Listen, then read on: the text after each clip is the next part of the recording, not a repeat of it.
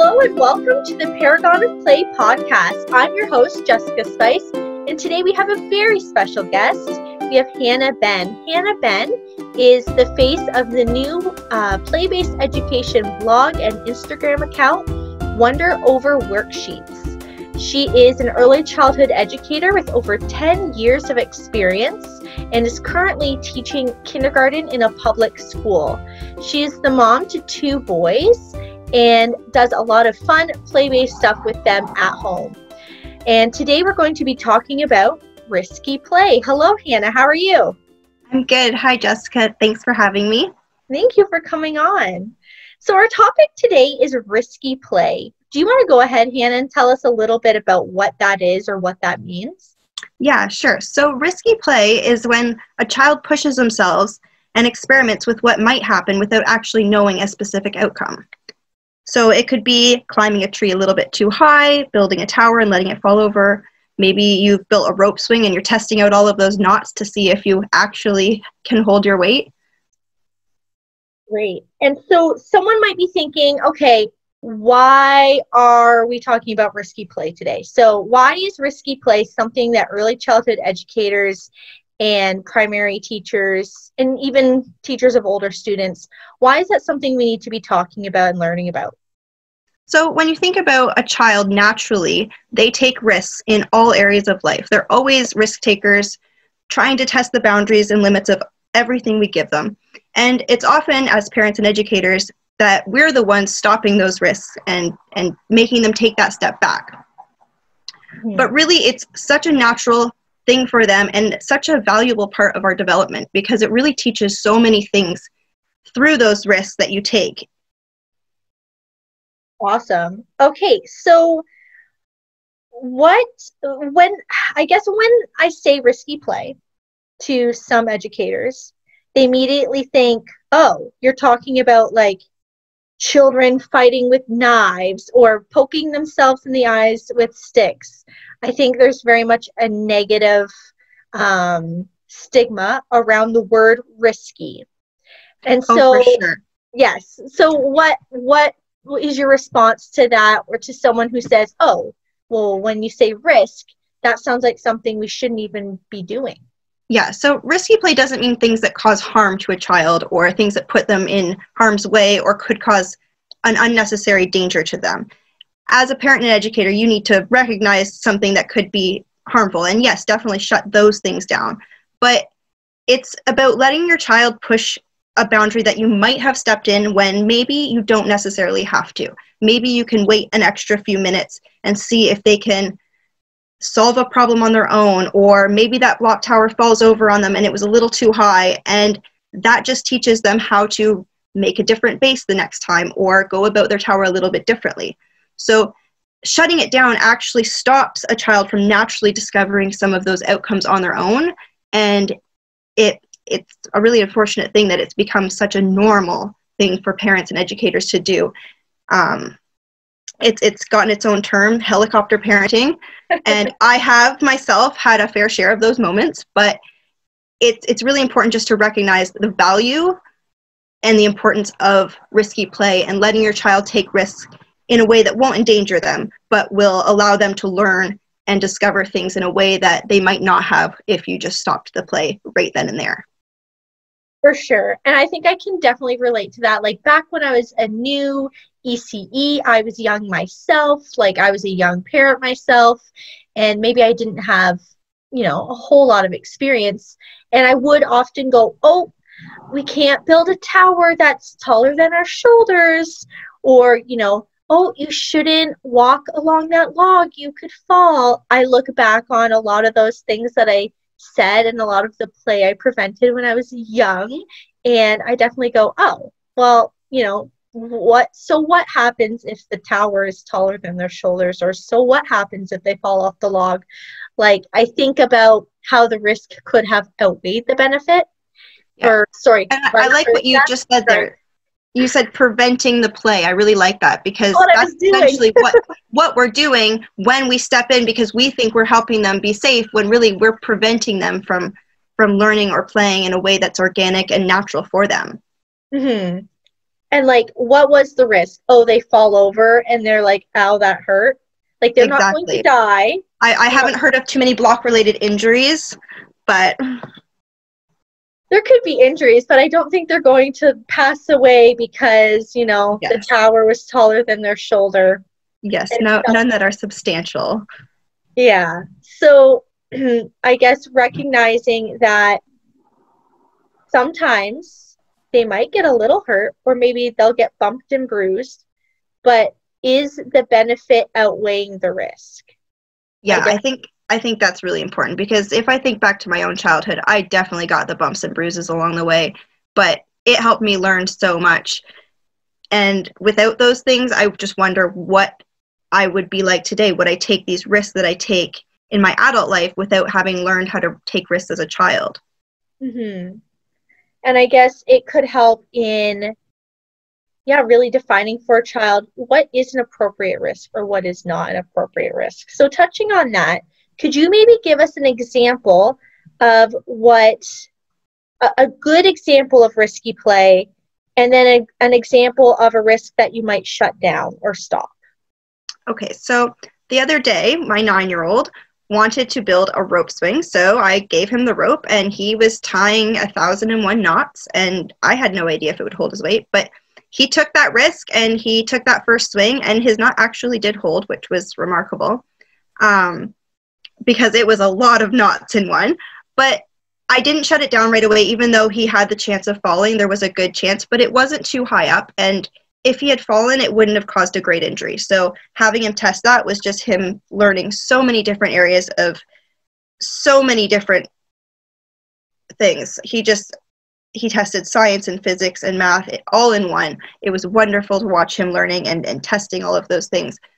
Now he wanted to build a really tall ladder into the tree, and we did shut down at a certain height. He was allowed to go to a certain height because at a certain point he could have risk in falling, and there was its pavement beside it. So had it just been grass and maybe a softer fall, we might not have had such limits, but his limits were that he could only go to a certain height. He couldn't build it up to the telephone poles. So, my question there would be, as a parent or as an educator in that situation, do you say, oh, stop that now and leave it at that? Or does that become a teachable moment where you talk about why you're stopping where you are or the reasons behind kind of dialing back what you're doing? Yeah, so we talked about it, and we said you can put the boards in up to the point where you can get into, it was probably 10, 12 feet high. And we said, if you can climb past that yourself, then you can try it, but we're not building any more beyond that to help you get up there. So you have to naturally get up there. You have to shimmy up there if you can, but we're not going to build a ladder way up into the tree. And then we talked about how the rope is beside it and how we have another tree that's still growing, and that when it gets bigger, it's in a great position that it has some better branches, that it will probably be a better climbing tree, because climbing trees is definitely his interest right now. Which is fun. That's a great thing to be into and yes, be we're outside. So fortunate to have some trees on our property. Yeah, for sure. What I'm also wondering is, what do you think risky play looks like in the school setting? Because obviously we're in a school in a different sort of situation legally than at home. So what do you think risky play would look like in school? Yeah, it's really changed a lot from how it was when we were younger, because the play equipment has definitely gotten a lot safer. It's a lot more fall proof. They make it very hard for a child to get hurt on this equipment, and yet they still climb around it and things like that. And when my kindergartners go outside, when we're all by ourselves, and they might climb around the outside, I don't necessarily shut it down. I might stand there. Or climbing up a slide. I see so many educators shutting that down all the time, and I really just ask myself why. Because when I think back to the McDonald's Playland, going up it was way more fun than going down. It was the coolest thing to do. And it just showed you were at a certain place in development. So we make a rule that one slide is for climbing up, and everyone knows that it's a one-way only, so that you're not having any collisions. You're not going to have a child having someone come crashing into them and they both get hurt. if you want to go up the slide, you can go on that slide, and the other slides are for going down.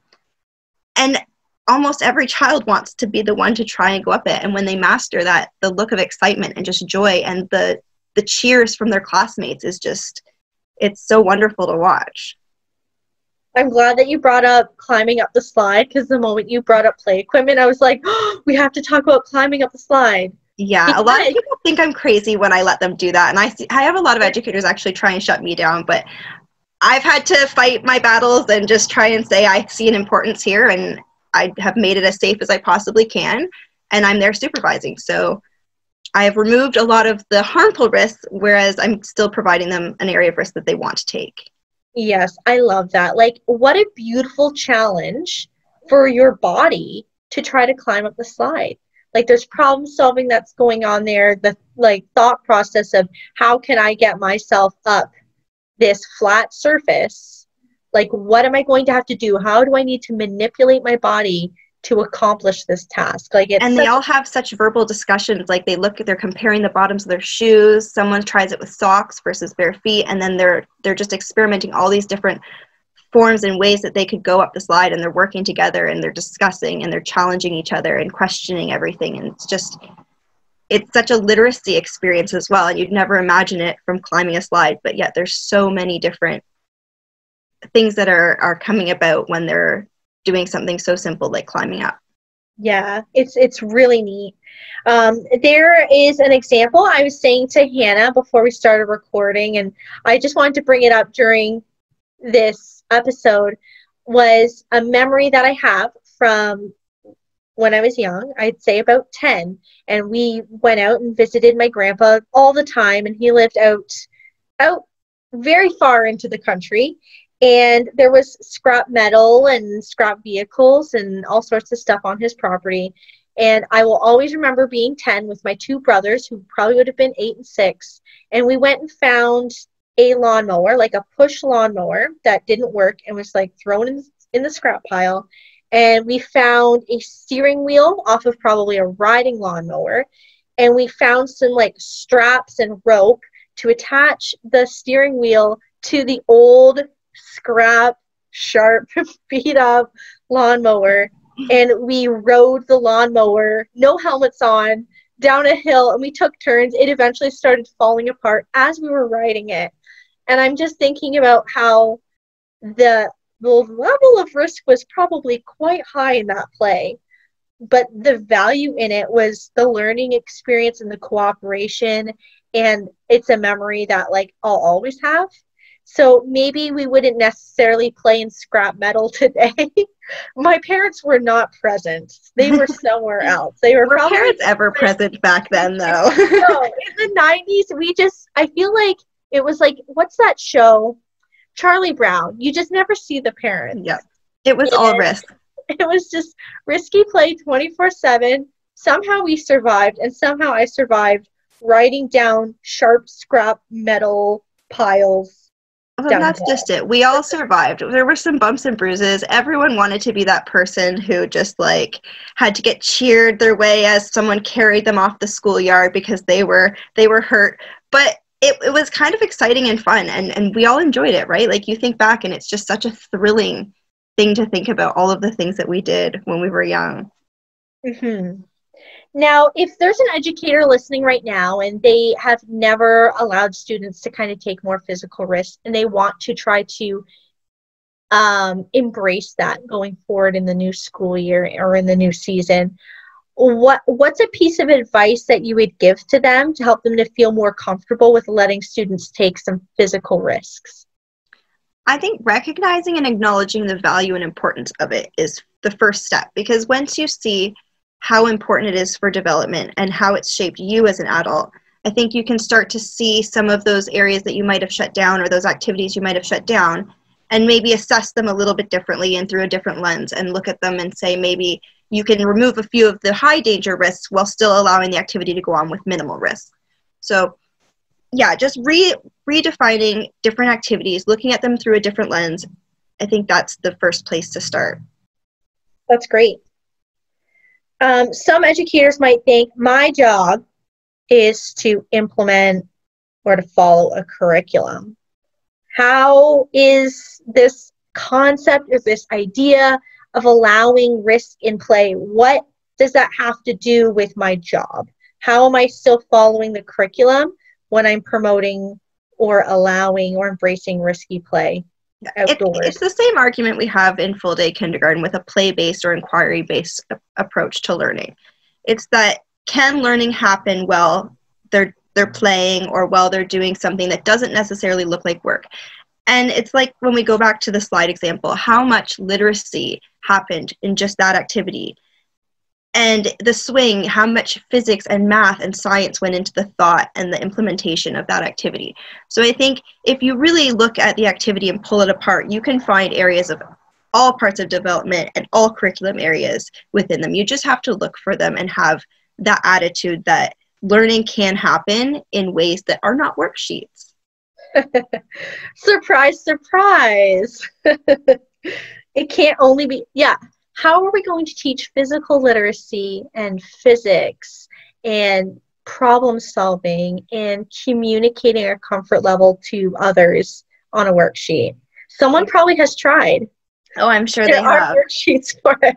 I'm sure I could go download them after I get off of this meeting. But is there value in that worksheet? I don't know. I'm sure it can use up 10 minutes of your time. Yeah, and which one is more meaningful to the child, and which one will they remember? Because when you remember things from childhood, you don't remember the worksheets. You remember the building and the implementing of a functioning, moving vehicle, essentially, because you were riding down a hill on something that you built, and that's something that a lot of adults couldn't implement today. Oh, for sure. And yeah, I'm just thinking of the risk of tetanus. Yeah, maybe not on something like that nowadays, but yeah, like I think maybe we take, a different set of risks now than we did back then. But like, for example, we have a little, I don't know what you'd call it, a little hatchet.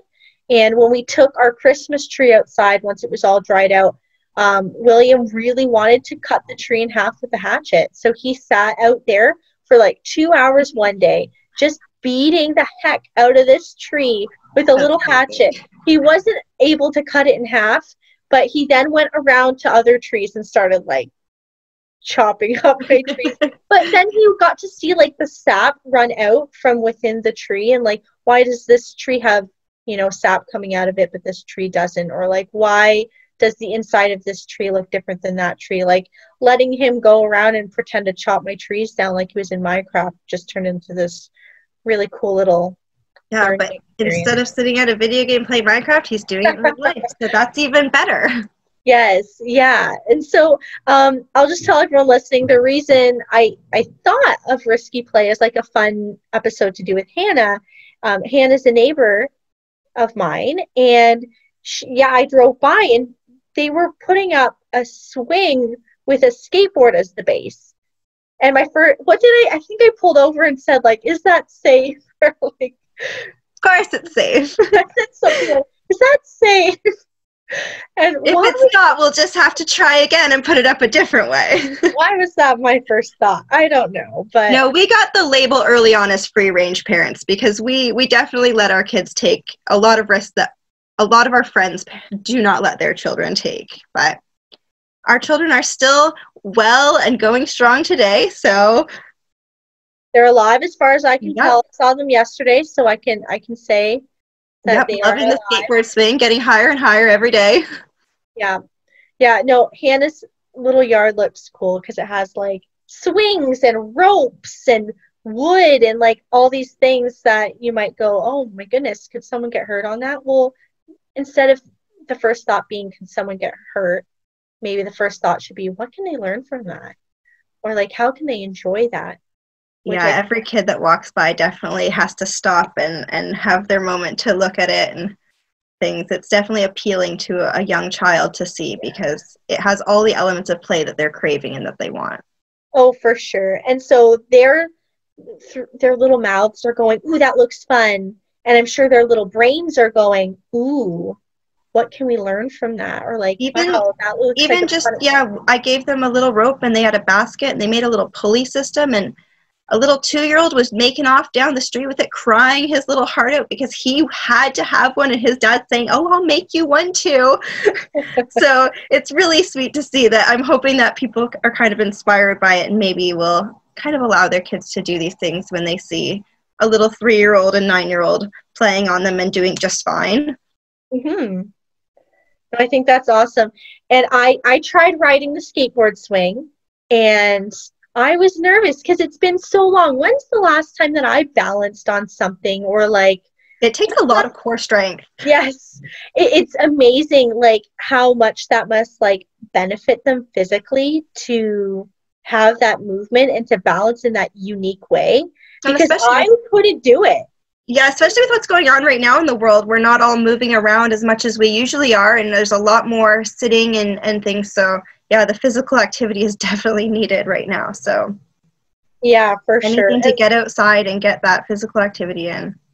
moving our bodies in unique and novel ways, right? Like how often are you, 4 inches off the ground, like trying to balance your legs and then using your upper body strength to keep Yeah. yourself like, yeah, it's Yeah, just it's a lot of different elements. so much going on in just playing on a skateboard swing. It's really neat.